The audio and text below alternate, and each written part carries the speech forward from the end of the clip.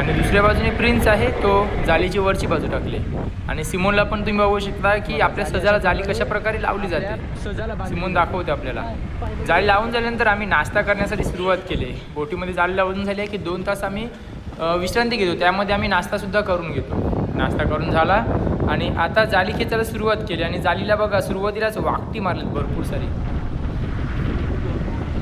सर्वजण आपापली कामं करत आहेत आणि जाळी लागलीच गोळा करून बोटीमध्ये खेचायला सुरुवात केली.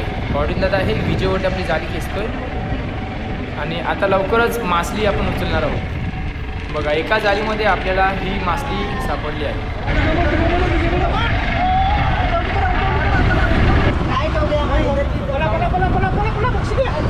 बघा मित्रांनो आजची मासली बघा. आज कोलंबी पडली आपल्याला. हे बोंबील आहेत, ताजे ताजे बोंबील